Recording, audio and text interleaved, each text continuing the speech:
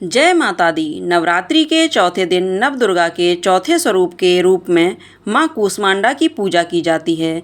अपनी मंद हल्की हंसी के द्वारा यानी ब्रह्मांड को उत्पन्न करने के कारण इन देवी को कूष्मांडा नाम से पुकारा जाता है। जब सृष्टि नहीं थी, चारों ओर अंधकार ही अंधकार था, तब इन्हीं देवी ने अपने रहस्य से ब्रह्मांड की रचना की। इसलिए इन्हें सृष्टि की आदि स्वरूपा या आदि शक्ति कहा गया है। माँ कूष्मांडा की 8 भुजाएं हैं, इसलिए वे अष्टभुजा कहलाईं। इनके 7 हाथों में कमंडल, धनुष, बाण, कमल, पुष्प, अमृत से भरा हुआ कलश, चक्र तथा गदा है। 8वें हाथ में सभी सिद्धियों और निधियों को देने वाली जपमाला है। माँ का वाहन सिंह है। संस्कृत में कुमड़े को कूष्मांड कहते हैं, इसलिए इन देवी को कूष्मांडा कहा जाता है, क्योंकि इन्हें कुमड़ा अति प्रिय है। और इन देवी का वास सूर्यमंडल के भीतरी लोक में है और सूर्य लोक में रहने की शक्ति क्षमता केवल इन्हीं देवी में है। इसलिए माँ कूष्मांडा के शरीर की कांत और प्रभा सूर्य की भांति ही चमकीली है। इनके ही तेज से 10 दिशाएं आलोकित हैं। ब्रह्मांड की सभी वस्तुओं और प्राणियों में इन्हीं का तेज व्याप्त है। तो आइए प्रिय श्रोताओं, ऐसी करुणामयी माँ कूष्मांडा को हम सभी नमन करते हुए माँ की कथाओं का श्रवण करें। आज माँ कूष्मांडा की पूजा के साथ साथ माँ चिंतपूर्णी की कथा का श्रवण भी करना चाहिए, जिनकी कृपा से सभी चिंताओं का, सभी बाधाओं का नाश होता है। तो आप पहले सुनिए माँ चिंतपूर्णी की कथा। माँ चिंतपूर्णी को समर्पित मंदिर ऊना जिले की तहसील के चिंतपूर्ण गांव में स्थित है। भक्त सदियों से माता श्री छिन्नमस्तिका देवी के चरण में कमलों में प्रार्थना करने के लिए इस शक्तिपीठ में आते हैं और यहाँ माँ चिंतपूर्णी मंदिर का घर है, जो भारत में शक्तिपीठों में से एक के रूप में प्रमुख तीर्थ स्थल है। माँ चिंतपूर्णी देवी सर्वोच्च देवी दुर्गा के कई रूपों में से एक है। इस रूप में उन्हें माँ छिन्नमस्ता या फिर माँ छिन्नमस्तिका भी कहा जाता है। यानी अगर सिर वाली हम इंसानों की अनंत इच्छाएं हैं और यह इच्छाएं ही हमें चिंता और अंत में चिंता की चिता की ओर ले जाती हैं। और माँ चिंतपूर्णी अपने भक्तों की सभी इच्छाओं को पूर्ण करके उन्हें चिंताओं से मुक्त कराती हैं। चिंताओं से मुक्त करने के कारण माँ को चिंतपूर्णा कहा जाता है। किसी भी माँ की तरह हमारी दिव्य माँ चिंतपूर्णी जी अपने बच्चों को कभी कष्ट में नहीं देख सकती और वह अपनी संतान की सभी कष्टों को दूर कर देती हैं और उन्हें आनंद प्रदान करती हैं। माँ के दर पे जो भी अपनी मनोकामना लेकर जाता है, वह कभी खाली हाथ नहीं लौटता। मंदिर में चिंतपूर्णी शक्तिपीठ यानी छिन्नमस्तिका शक्तिपीठ के पीछे किंवदंती शक्तिवाद परंपरा का हिस्सा है, जो देवी सती के आत्मदाह की कहानी बताती है। श्री विष्णु को देवी सती के शरीर को 51 भागों में काटना पड़ा और यह 51 अंश पृथ्वी पर जहाँ जहाँ गिरे वहीं पर पवित्र स्थल बन गए। वहीं पर शक्तिपीठों का निर्माण हुआ।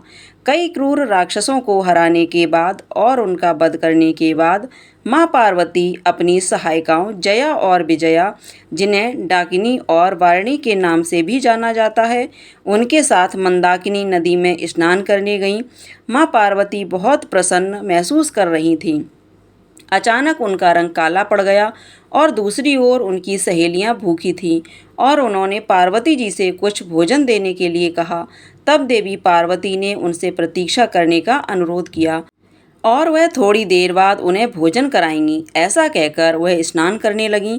थोड़ी देर के बाद वे भूल गईं और स्नान करके जब चलने लगीं तो जया और विजया ने एक बार फिर से माता पार्वती से आग्रह किया कि वे भूखी हैं और उन्हें भोजन की आवश्यकता है और देवी तो ब्रह्मांड की माँ हैं और वे उनकी संतान हैं और एक माँ अपनी संतान को भला भूखा कैसे रख सकती है। इसलिए जल्दी से भोजन कराने के लिए उन दोनों सखियों ने कहा।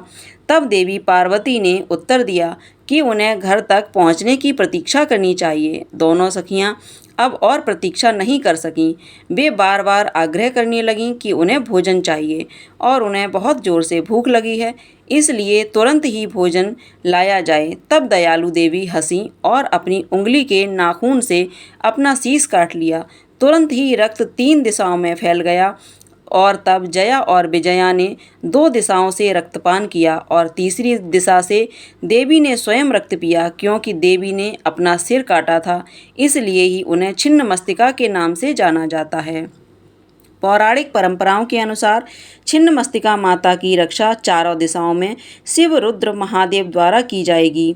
4 शिव मंदिर हैं। पूर्व में कालेश्वर महादेव, पश्चिम में नारायण महादेव, उत्तर में चुमकुंद महादेव और दक्षिण में शिववाड़ी, जो कि चिंतपूर्णी से लगभग समान दूरी पर है। इसमें चिंतपूर्णी को मां छिन्नमस्तिका के निवास स्थान होने की भी पुष्टि होती है और ऐसा भी कहा जाता है कि यहाँ पर मां सती के चरण गिरे थे, इसलिए भी इस जगह को, इस स्थान को चिंतपूर्णी कहा जाता है। कहा जाता है कि 14वीं शताब्दी में एक दुर्गम भक्त ने यहाँ पर मंदिर का निर्माण करवाया था। माईदास के 2 बड़े भाई थे, दुर्गादास और देवीदास, और माईदास का अधिकतर समय पूजा पाठ में बीतता था, जिस कारण से वह घर का कोई काम नहीं कर पाते थे। तब देवीदास के भाइयों ने माईदास को परिवार से अलग कर दिया, जिसके बाद वह घर छोड़कर निकल पड़े। रास्ते में आराम करने के लिए एक वृक्ष के नीचे रुके तो स्वप्न में एक दिव्य कन्या ने उन्हें दर्शन दिए और वह कन्या बोली कि मैं यहाँ पर विराजमान हूँ, मेरी पिंडी बनवाकर यहाँ मेरी पूजा किया करो, मैं तुम्हारे वंश की रक्षा करूँगी। जिसके बाद माईदास ने यहाँ माता का भवन बनाया। यही थी माँ चिंतपूर्णी की कथा। सभी प्रेम से बोलिए चिंतपूर्णी मैया की जय। समय के प्रवाह में कभी कभी ऐसे क्षण भी आते हैं जब स्वयं पर्वत टूटने लगते हैं, नदियां रो पड़ती हैं और आकाश बिजली की तरह गरज उठता है। क्योंकि जिस धरती को माँ ने अपने आंचल से पाला, उसी धरती को आज हम मानव स्वयं नष्ट करने पर तुले हुए हैं। धार्मिक स्थल जो कभी तप, साधना और आस्था के प्रतीक थे, आज मौज मस्ती और दिखावे का अड्डा बन चुके हैं।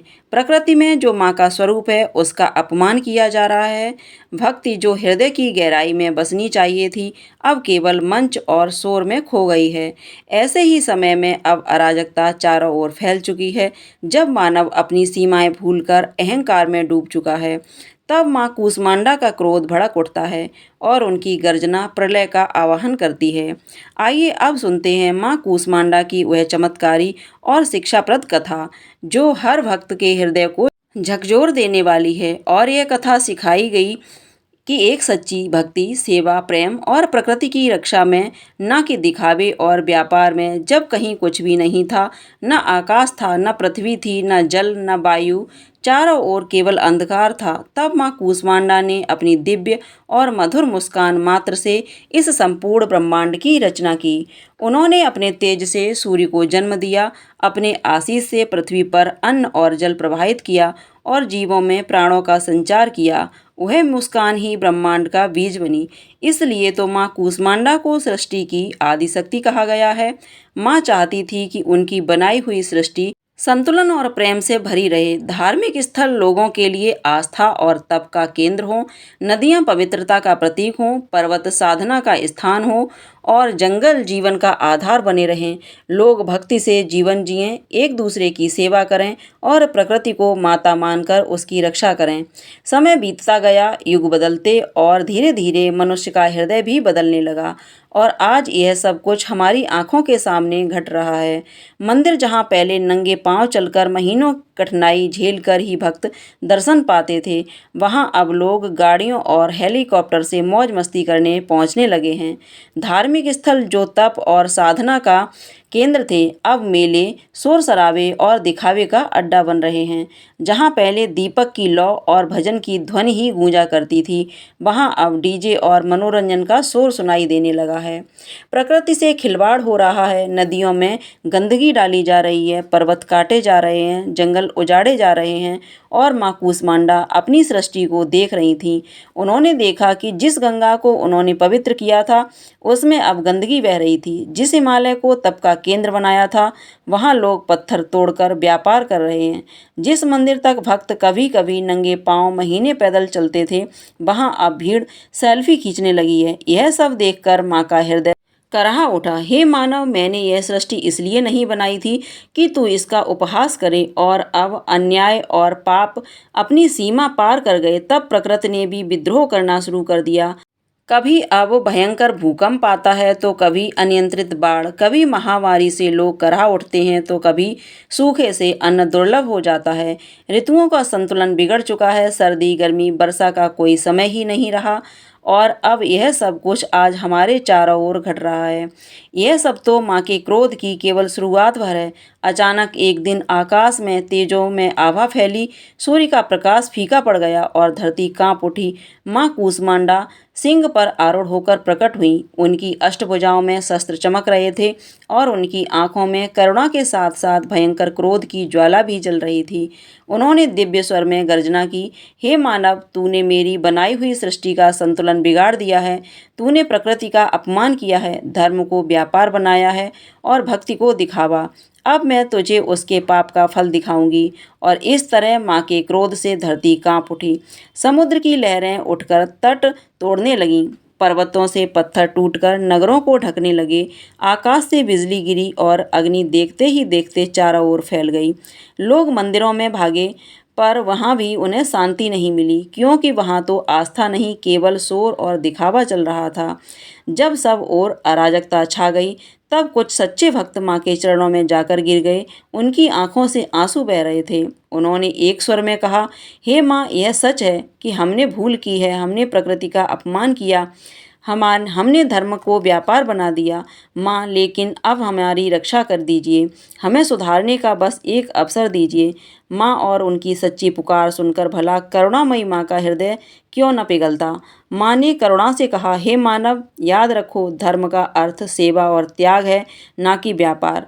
भक्ति का अर्थ विनम्रता और विश्वास है, ना कि दिखावा और शोर। प्रकृति मेरी देन है, उसकी रक्षा करना तुम्हारा कर्तव्य है और यदि तुम इन बातों को समझोगे तो तुम्हारा जीवन सुख और शांति से भर जाएगा।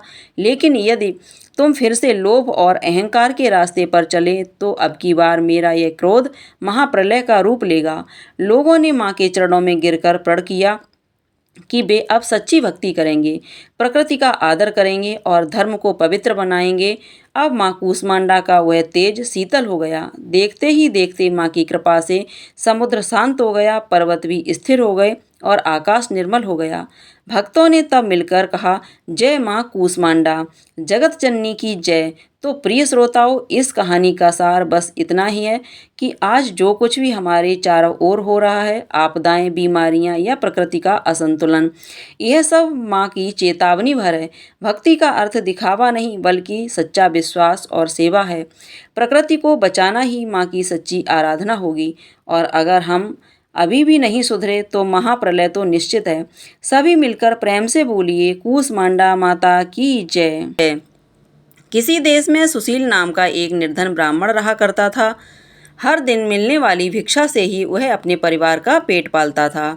उसका परिवार बहुत बड़ा था, इसलिए वह प्रातःकाल होते ही भिक्षा मांगने के लिए घर से निकल जाता और शाम होने पर लौट कर आता। फिर देवताओं, पितरों और माँ दुर्गा के साथ ही अतिथियों की पूजा करने के बाद, आश्रित जनों को खिलाने के बाद ही वह खुद भोजन ग्रहण किया करता था। इस प्रकार भिक्षा को वह भगवान का प्रसाद समझकर ग्रहण करता और इतना दुखी होने पर भी वह दूसरों की सहायता के लिए सदा तैयार रहा करता था। गरीबी के कारण उसका मन दुखी रहता था, फिर भी वह सदैव धर्म कर्म में लगा रहा और अपनी इंद्रियों को उसने अपने बस में रखा था। इसलिए वह सदाचारी, धर्मात्मा और सत्यवादी था। उसके हृदय में कभी भी अहंकार, क्रोध या ईर्ष्या जैसे बुरे विचार उत्पन्न ही नहीं होते थे। एक बार उस ब्राह्मण के घर के पास में सत्यव्रत नाम के एक तेजस्वी ऋषि आकर ठहरे। वे एक बहुत ही पहुँचे हुए तपस्वी थे। उनके सामने विद्वान और सभी वेदों के ज्ञाता और कोई भी नहीं था। जल्दी ही बहुत सारे लोग उनके दर्शन करने के लिए आने लगे। उस ब्राह्मण के मन में भी तपस्वी से मिलने की इच्छा जागी और वह भी उनकी सेवा में उपस्थित हो गया। महर्षि सत्यव्रत को प्रणाम करके वह ब्राह्मण कहने लगा, हे ऋषिवर, आपकी बुद्धि अत्यंत विलक्षण है और आप अनेक शास्त्रों, विद्याओं और मंत्रों के जानने वाले हैं। मैं एक निर्धन, दरिद्र और बेसहारा ब्राह्मण हूँ। कृपया मुझे बताइए ऋषिवर कि मेरी दरिद्रता, मेरी गरीबी, मेरा दुख किस प्रकार दूर हो सकता है। ब्राह्मण ने कहा कि मुनिवर, आपसे यह पूछने के पीछे मेरा उद्देश्य केवल यही है कि मुझ में अपने परिवार का भरण पोषण करने की शक्ति आ जाए। धन के अभाव के कारण मैं उन्हें पर्याप्त रूप से सुख सुविधाएं नहीं दे पा रहा हूँ।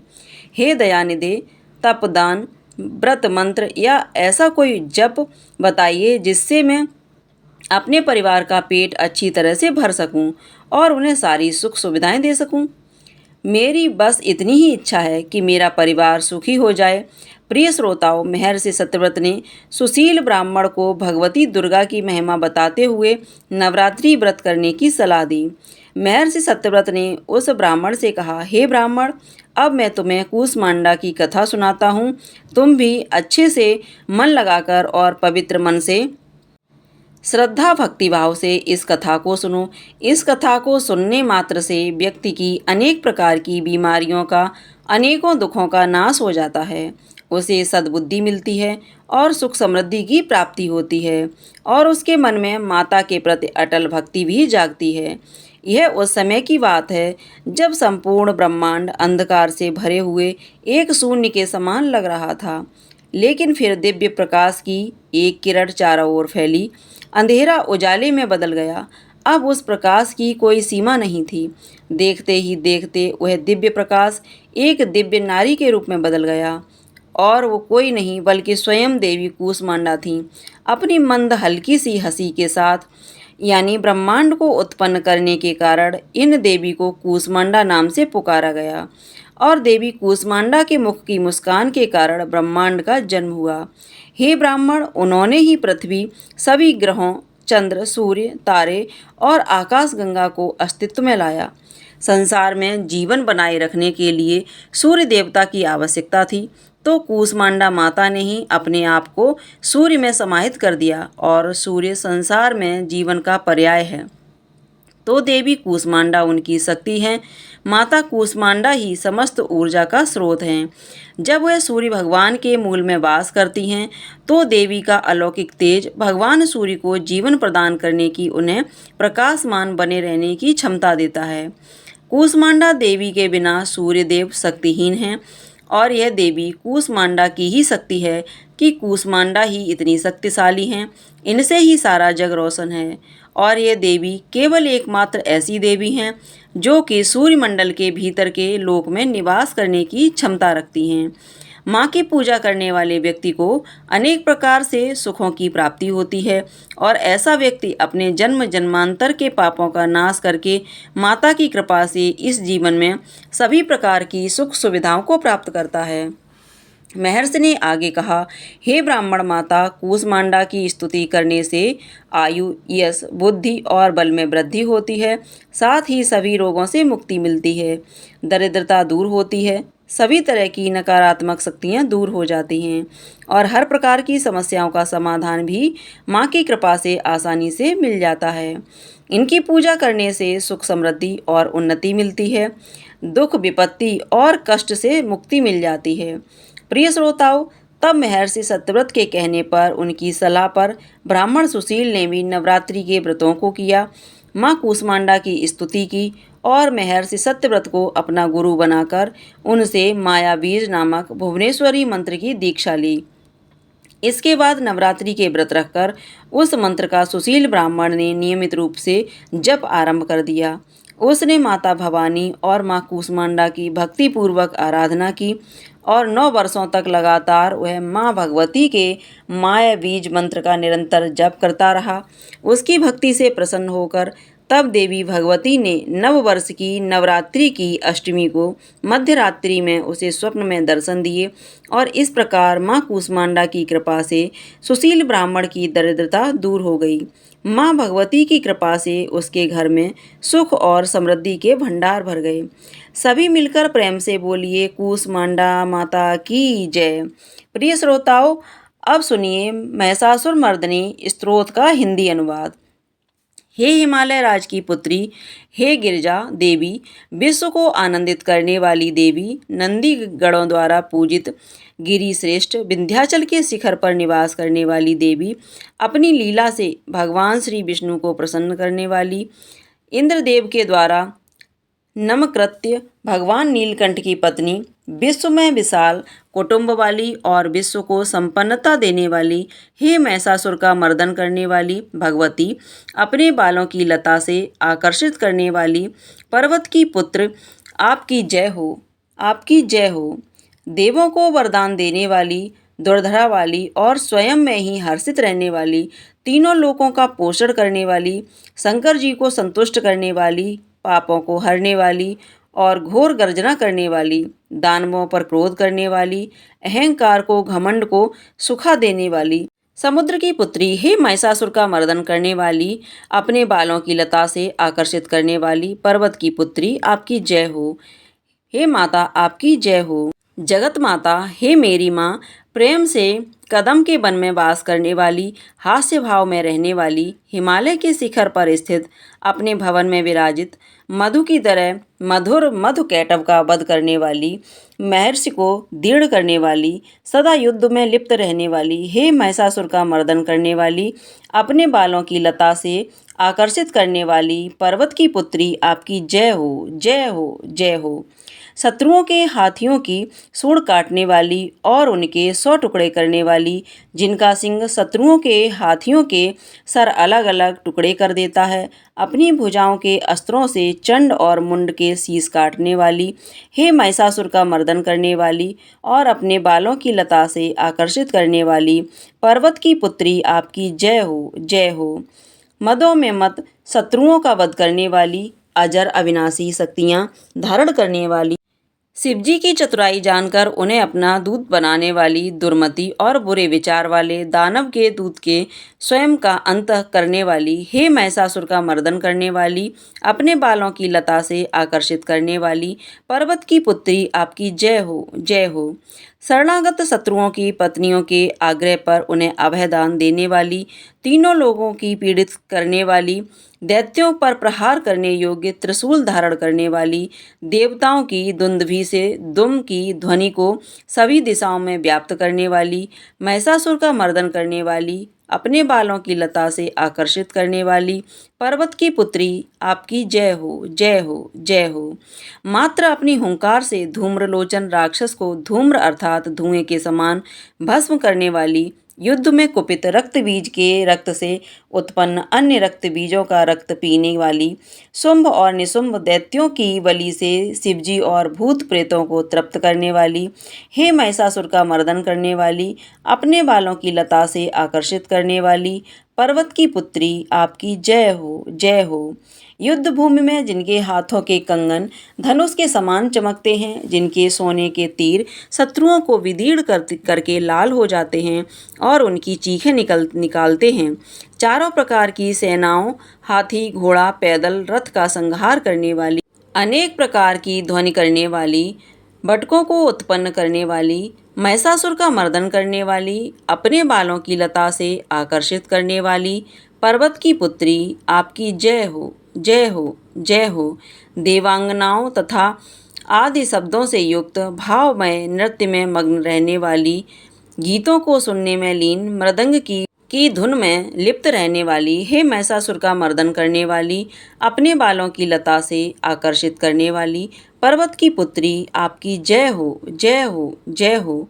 जय जयकार करने और स्तुति करने वाले समस्त विश्व के द्वारा नमस्कृत्य अपने नूपुर के झंझन और झिमझिम शब्दों से भूतपति महादेव को मोहित करने वाली, नटी नटों के नायक अर्धनारीश्वर के नृत्य से सुशोभित नाट्य में तल्लीन रहने वाली, हे महिषासुर का मर्दन करने वाली, अपने बालों की लता से आकर्षित करने वाली पर्वत की पुत्री, आपकी जय हो, जय हो, जय हो।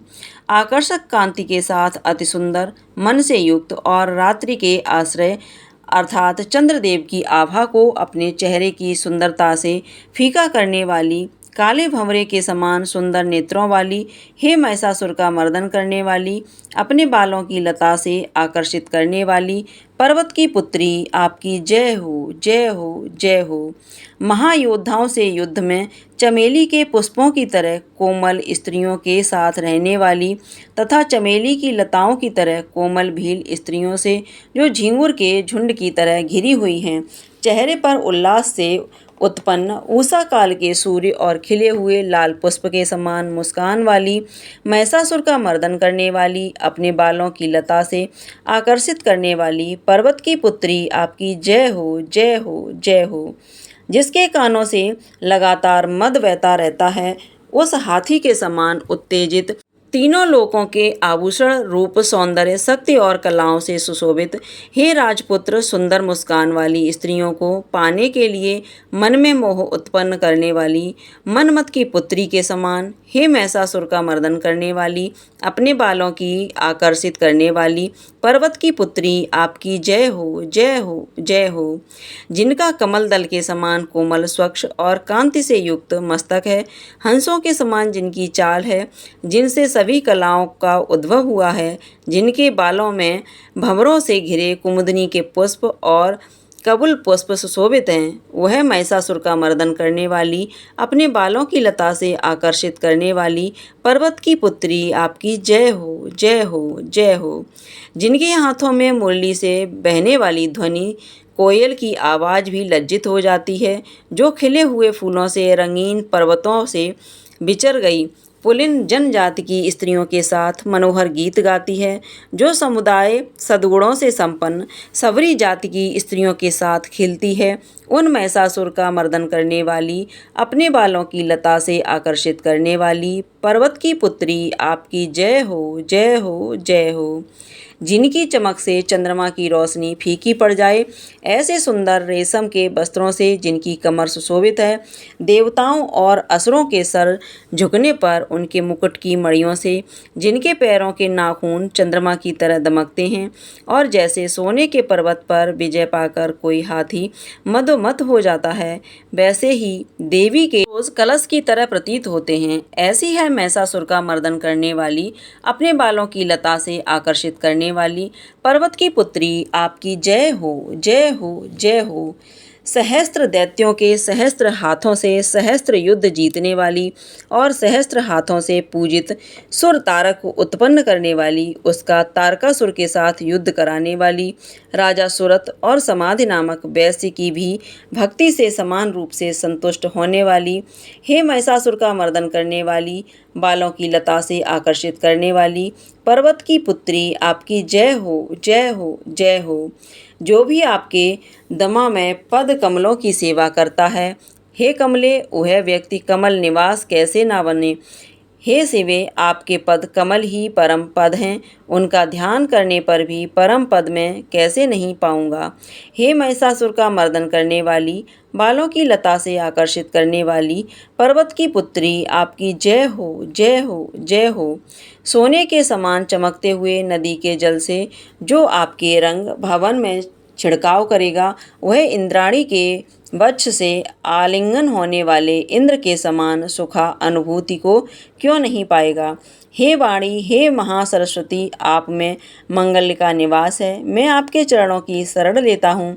हे महिषासुर का मर्दन करने वाली, बालों की लता से आकर्षित करने वाली पर्वत की पुत्री आपकी जय हो, जय हो, जय हो।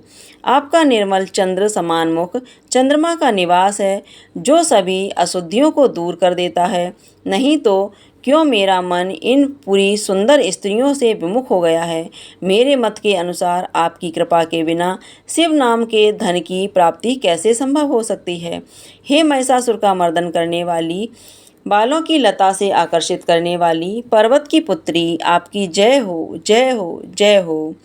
दीनों पर दया करने वाली उमा, मुझ पर भी दया करिए।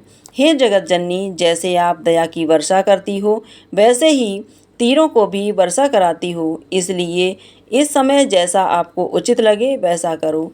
मेरे पाप और ताप दूर कर दो। हे महिषासुर का मर्दन करने वाली, बालों की लता से आकर्षित करने वाली पर्वत की पुत्री आपकी जय हो, जय हो, जय हो। प्रिय भक्तजनों, अब हम सभी मिलकर माता रानी से क्षमा याचना करते हैं, ताकि हमारे द्वारा हुई किसी भी गलती के लिए माता रानी हमें क्षमा कर सकें। हे परमेश्वरी, मेरे द्वारा रात दिन सहस्त्र अपराध होते रहे हैं, अतः आप मुझे अपनी सेवक समझकर कृपा पूर्वक मेरे उन अपराधों को क्षमा करो।